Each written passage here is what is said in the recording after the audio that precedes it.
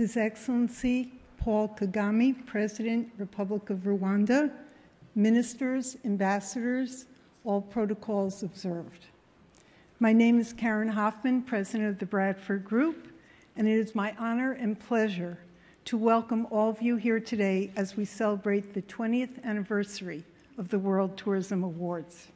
From the very first award, which was Peace Through Tourism, thanks to the commitment of our sponsors, Reed Travel Exhibitions, Corinthia Hotels, the New York Times, the World Tourism Award has recognized many truly outstanding leaders in the travel industry, travel organizations, and foundations for their extraordinary efforts to give back to local communities through sustainable tourism, wildlife preservation, and environmental preservation.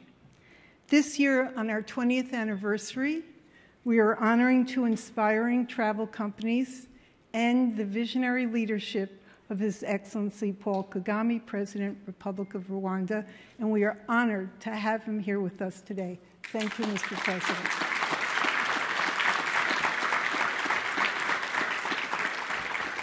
And now, of course, it gives me great pleasure to welcome our host of the ceremony. He needs no introduction.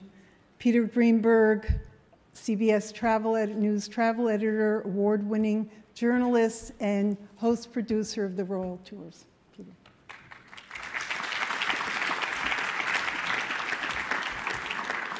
Thank you, Karen. Mr. President, distinguished guests, members of the diplomatic community, and honored guests. It gives me great pleasure to be here for the 20th annual World Tourism Awards. And this actually celebrates, it was inaugurated in 1997, and I'll read this, to recognize individuals, companies, organizations, destinations, and attractions for outstanding initiatives related to the travel and tourism industry and in fostering sustainable tourism and developing programs that give back to local communities. And our award honorees today are certainly indicative of that, as you will soon see. One of the things that always amazes me is when somebody tells me they want to do something good. The cynical journalist in me goes, really? Let's follow the money. Where does it go?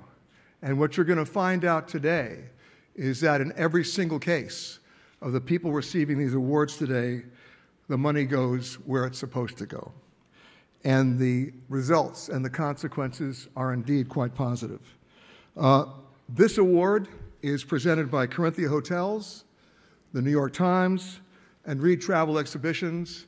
And our reception today, a big shout out to our friends at United Airlines, who were once again hosting that. You'll notice, yes, you can applaud if you'd like.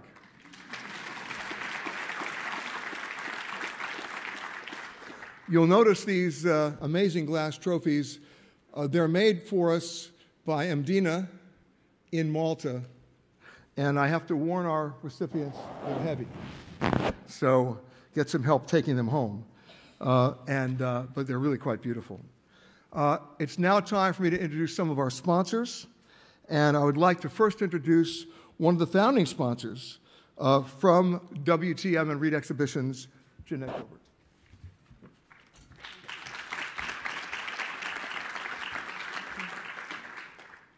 As host and founding sponsor of the World Tourism Award, on behalf of everyone at Reed Travel Exhibitions, we are very proud to celebrate this milestone, the 20th anniversary, together with our esteemed co-sponsors, Corinthia Hotels and New York Times. Since its launch, we have witnessed the World Tourism Awards grow both in stature and in recognition. This is largely due to the high caliber of the distinguished list of past honorees and their accomplishments, and to the shared vision of the sponsors to continue our commitment to honour the extraordinary initiatives in the travel industry, like those being recognised today, Charity Challenge and Mikato Safaris. At World Travel Market London, we have given special emphasis to sustainability efforts in the travel and tourism industry, so it is especially gratifying to honour our Head of State, His Excellency Paul Kagame, President of the Republic of Rwanda, who shares his commitment to sustainability in tourism and wildlife conservation in his country. Thank you, Mr. President, for being here today.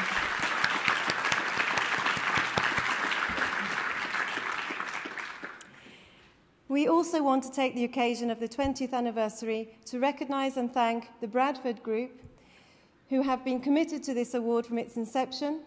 And of course, we are always honoured to have Peter Greenberg back with us today to host the ceremony and extend our congratulations to the honorees. Thank you.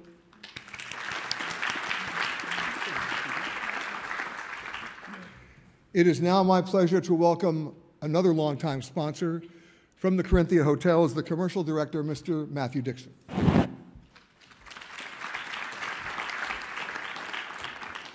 Peter, thank you very much. Distinguished guests, Your Excellency, it is a privilege for Corinthia Hotels to join our co-sponsors in marking the 20th anniversary of the World Tourism Awards. Over the years, this award has honoured such extraordinary individuals, travel companies, and their foundations. It exemplifies how tourism can bring change, good, and prosperity to so many parts of the world. Corinthia Hotels has been a proud sponsor of the World Tourism Awards for over 10 years because the award recognises initiatives in sustainable tourism and developing programs that give back to local communities. Our communities are the lifeblood of our operations. It is therefore only natural that we believe so strongly in the objectives of the award. It reflects our passion and interest in each of our separate destinations. We are especially honoured that His Excellency Paul Kagame, President of the Republic of Rwanda, took time out of his schedule to come to London and accept the award in person. Your Excellency, welcome back to London.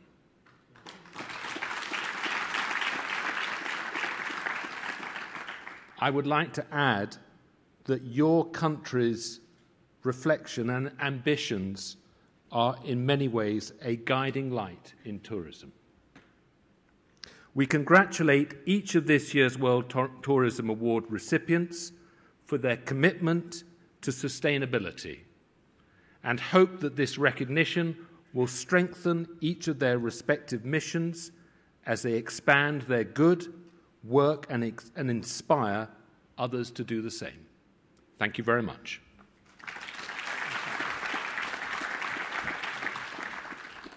And now it's my pleasure to welcome to the podium a founding sponsor of this award from the failing New York Times. Oh, excuse me, from the New York Times. Our president says these things every once in a while. From the New York Times, Mr. Patrick Falconer.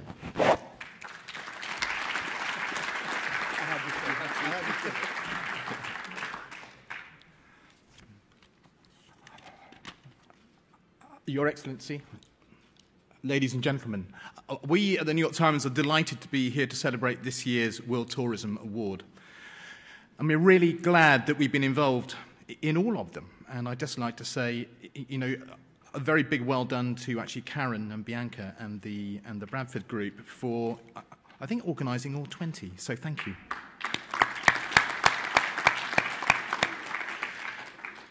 Travel is a big part of what we do at the New York Times. We actually publish more than 125 travel articles every week. Anything from our Tea Travel magazine to our 36 Hours In and our flagship 52 Places to Go list. So last Monday, we announced something of a dream job. We were hiring one person to visit the 52 places that make up our 218 list. And by Wednesday of the same week, we had 3,100 applicants. There's a lot of people very interested in travel, and I think a lot of people interested in writing for the New York Times. At the same time, we also announced a program for reporters to create social-first travel content to publish directly on social platforms like Instagram, Snapchat, WhatsApp, and Reddit.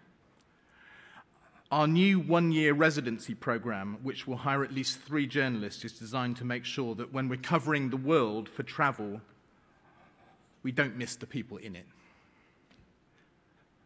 So I'd like to convey our big congratulations to all of the honorees and everything that they've done and everything that they continue to do. Thank you.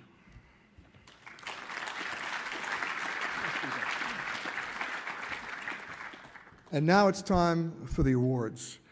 The first award goes to a group called Charity Challenge. Talk about an ambitious operation. This is what they've done. This is in recognition for creating, managing, and delivering international fundraising expeditions across 6 continents, 38 countries, which over the last 18 years has not only inspired tens of thousands of people to do the right thing, they've raised more than £50 million for 1,800 charities, as well as donating close to £500,000 to community projects. We have a small video. Please take a look.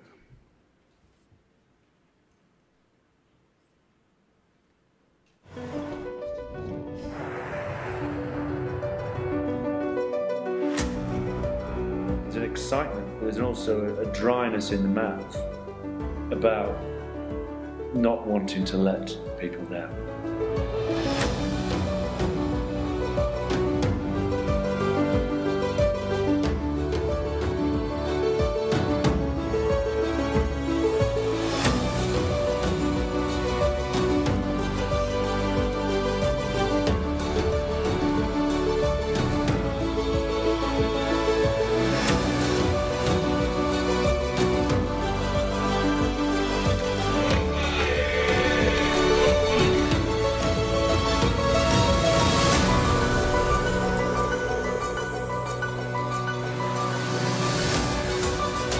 Courage, my friends, is not the absence of fear.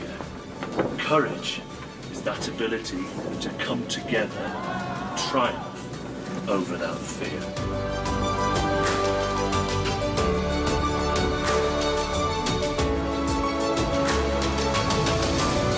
I am out of my comfort zone. Let's do it. We're coming together, we're spurring each other on, camaraderie's just off the charts, I'm loving it.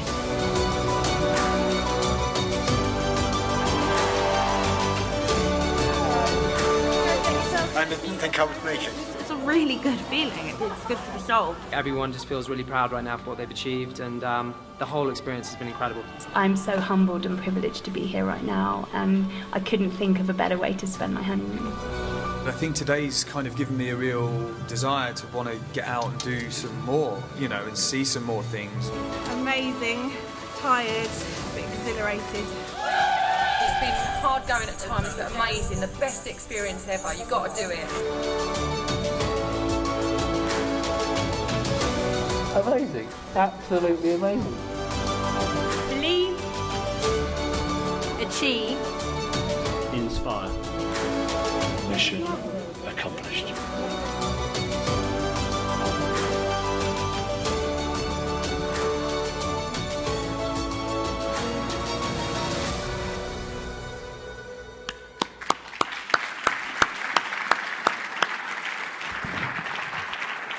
Jeanette, if you could come up here with me, and I'd like to call Simon Albert, the founder and director of the Charity Challenge, to accept this award.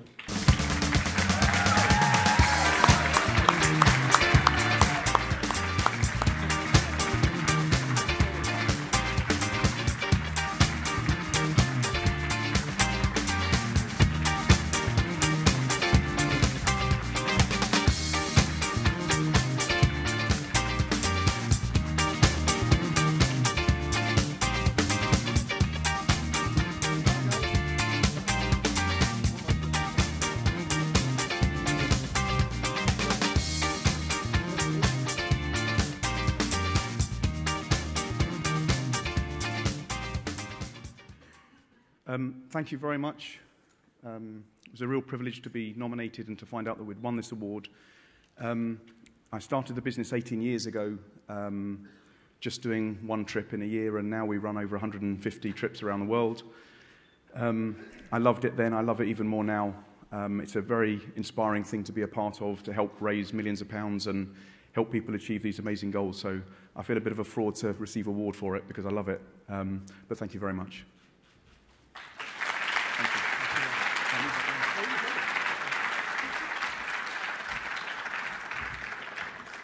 Earlier I said when someone says they want to do good, I say follow the money. This next story continues to amaze me. This is in recognition of philanthropic work that has involved and improved the lives of thousands of orphaned and vulnerable African children through the gift of education. Nothing's more important than school. And that includes Mikado Safaris. Mikado won for the one-to-one commitment that they do, and listen carefully to where this money goes.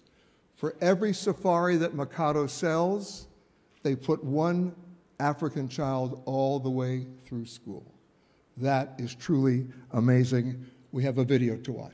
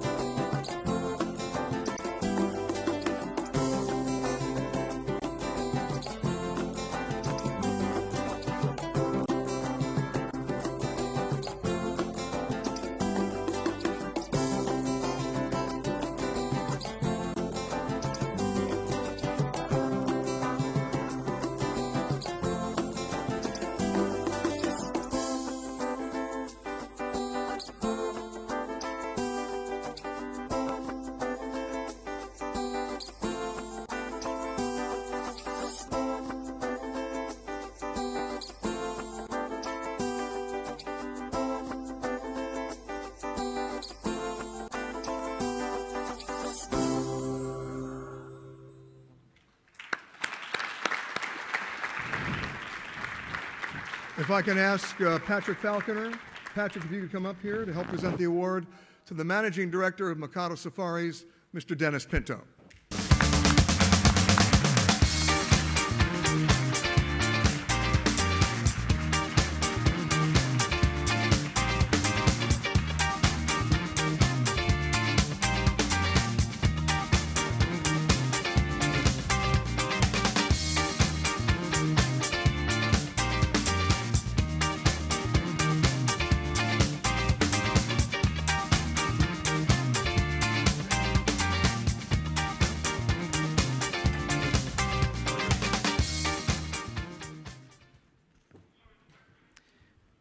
Uh, 30 years ago, in a parking lot in Nairobi, Kenya, a little boy was going from vehicle to vehicle with a piece of paper in his hand. And eventually he came to a vehicle where Lorna McLeod, who worked at Mikado, was sitting in the vehicle, and he handed her the piece of paper. And the paper said, "This little boy is an orphan. His parents have died from AIDS. And if he raises 700 shillings to buy a school uniform, I will accept him into my school," and it was signed Headmaster. And then it said, you know, Paul 3 shillings, Peter 2 shillings, Karen 50 cents. And he had raised about 100 shillings and he needed another 600. And Lorna, like I think most of us in this room, reached into her pocket and gave him the 600 shillings, which was about 10 pounds. And the little boy stood there and he looked at the money, he looked at her, and he started crying. And he said, "God bless you," and he walked away. She had an inspiration at that moment that we are connected to the richest people on the planet, our travelers, and the poorest people on the planet, these children who had been orphaned by AIDS, and that America Share could be the bridge between those two human beings. So that was the start of America Share 30 years ago. We couldn't do it without the assistance of so many people in the travel industry, especially some of you here today. And without your support, we wouldn't be doing the work we do. So thank you very much.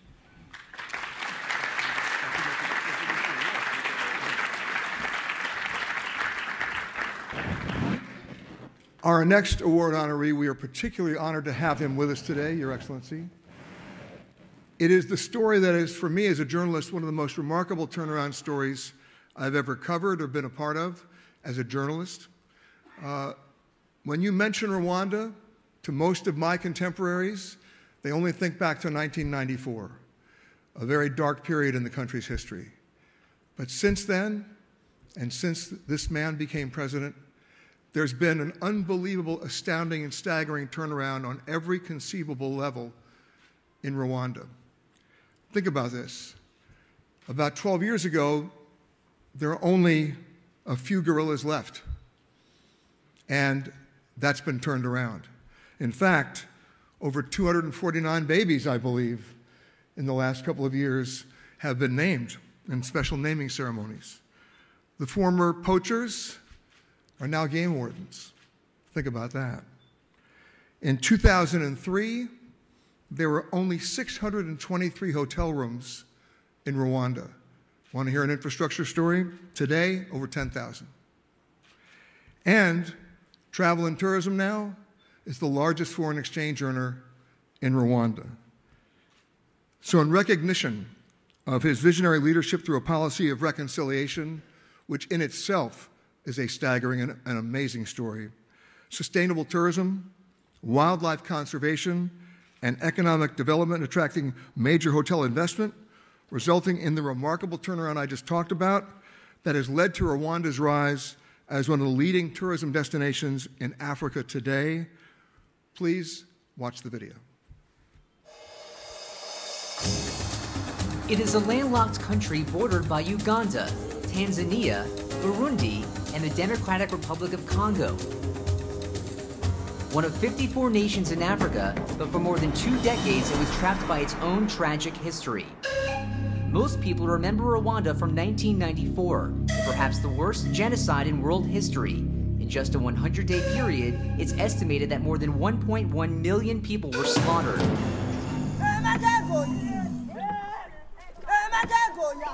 Since that dark period, 23 years ago, Rwanda has made the most remarkable and resilient turnaround, and the country has emerged in the most unexpected, surprising, and uplifting way. It has become a leader in reconciliation, in the environment, in healthcare, and in the economy. And that economic engine has also been driven by a devotion to a different kind of national initiative, sustainable and responsible tourism.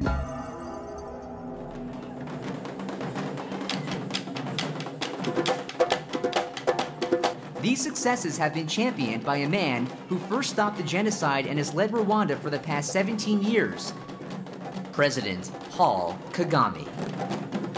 He realized very early that reconciliation was essential, followed by a laser focus on protecting the environment and providing a strong economic base to grow the country. Responsible tourism. When he became president, there were less than 100 visitors to the country's national parks. Poaching was rampant, and entire species were threatened. Fast forward to this year, when more than 1 million people visited Rwanda. The vast majority of them come to trek through the jungle to witness one of the world's greatest conservation stories. That of the country's famed mountain gorillas. It's estimated that there are about 880 of these animals living in the world, and over a third of them live in Rwanda. Successful anti-poaching efforts have led to a remarkable increase in the number of gorillas in the country, which not only benefits the animals, but also the local communities and the national GDP. But it's not just the gorillas. Akagera National Park is another conservation success story. Post-genocide, thousands of refugees who had fled the country returned to Rwanda and settled in Akagera, killing game animals for food and to protect their cattle. In 2010, families were relocated to the park. Former poachers became the game wardens, and native animals were reintroduced to Akagera, and the results have been astounding. There are now over 12,000 animals living in the park, including the Big Five: African elephants, lions, and leopards, black rhinos and Cape buffalo, and there are nearly 500 species of birds. Then there's the Nyungwe Forest National Park. With East Africa's highest canopy walk, the park contains 80 miles of hiking trails and is home to 13 species of primates. It's also one of the continent's largest protected mountain rainforests, and the park's creation is another way that the country is seeking to expand tourism beyond gorilla trekking. Out of a very dark past, this incredible turnaround in Rwanda has made it the best-known country in sub-Saharan Africa and a role model for the world, driven by a sense of responsibility and reconciliation and fueled by the strong economic engine of tourism. It's like these extreme challenges, sometimes they bring the best out of people. And I think our extreme challenges brought the best out of Rwandans. And that's how we came out determined that we will do everything within our human power to bring this country to a good standing and process that will see us reach far.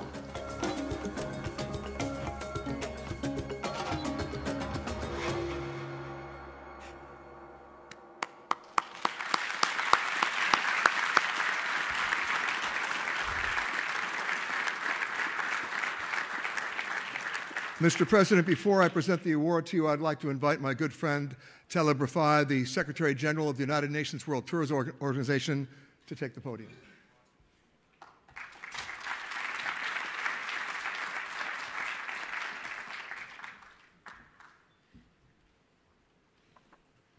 Mr. President, what an enormous honor to take the floor in recognition of your contributions to the cause of travel and tourism worldwide. Rwanda, the land of million smiles, a land of thousand hills, is a land that deserves the best. Mr. President, I met you in the year 2011 in your small, modest, humble office.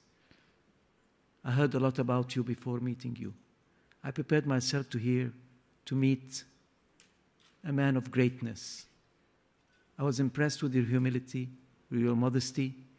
You came to meet me with no tie on your neck.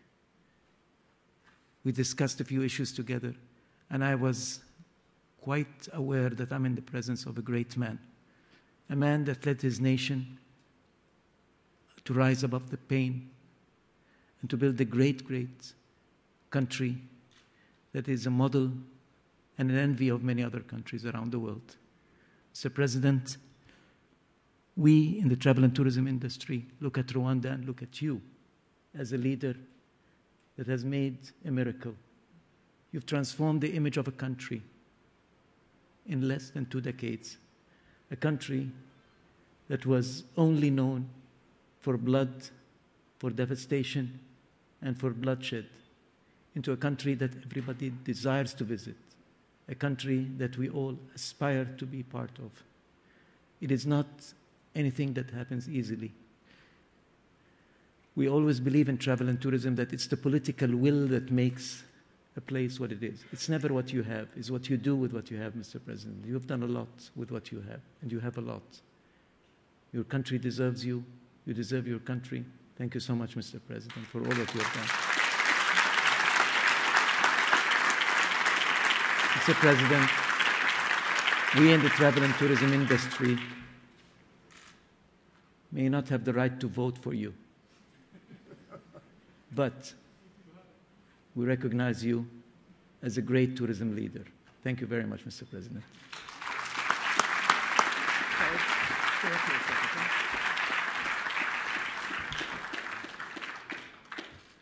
Matthew Dixon, if I could ask you to come up here to present the award to His Excellency, the President of the Republic of Rwanda, Paul Kagame.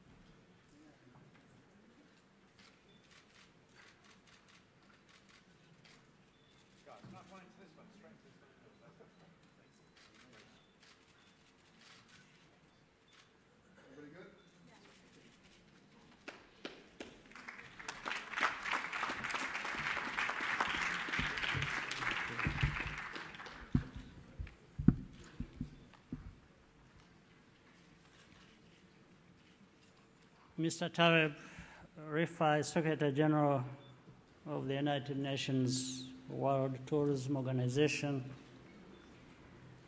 senior officials, organizers, and sponsors of the World Tourism Awards, fellow honorees, distinguished ladies and gentlemen. Thank you, Peter, and thank you, Taleb Rifai, for that kind introduction. It is important to be with you for this special event. On behalf of the people of Rwanda, I thank you for this award, which recognizes Rwanda's efforts to promote sustainable tourism over the last 2 decades. We have been working hard to protect our natural environment while building the infrastructure for our visitors and citizens to enjoy Rwanda's unique attractions. Growth in this industry has proven to be a driver of shared prosperity notably because we ensure that Rwandans benefit directly from tourism revenues. These good results have been possible because Rwandans have made a fundamental mindset shift from dependence to dignity and self-reliance. This is why, for example, as Peter said earlier, former poachers are today the most dedicated protectors of wildlife. We are also finding ways to multiply Rwanda's connections with the rest of the world, which is what this award represents for us. This is a story that is being repeated across the continent as Africans increasingly take charge of our future. Of course, we would be delighted if you all came to experience Rwanda for yourselves. It is getting easier to travel to Africa. Rwandair, for example, now flies 24 destinations on the continent and beyond, including London. So as you can see, there really is no excuse.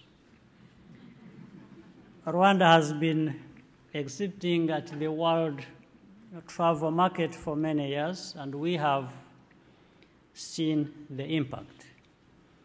The United Kingdom is our second biggest source of tourists. Before I conclude, let me congratulate the Bradford Group on the 20th anniversary of the World Tourism Awards.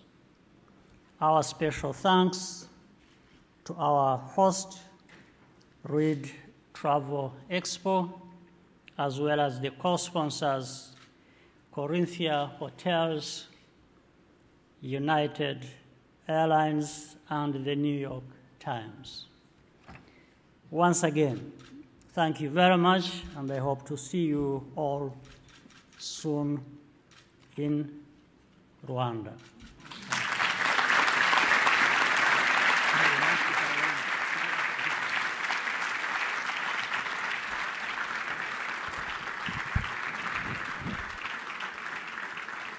Before we conclude and go to a reception, which again I'd like to shout out, I see Bob Schumacher back there from United Airlines. Thank you again for hosting the reception.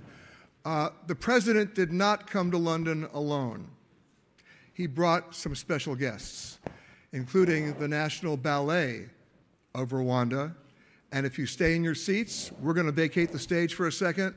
And before we go to the reception, they're going to perform for us. So once again, yes.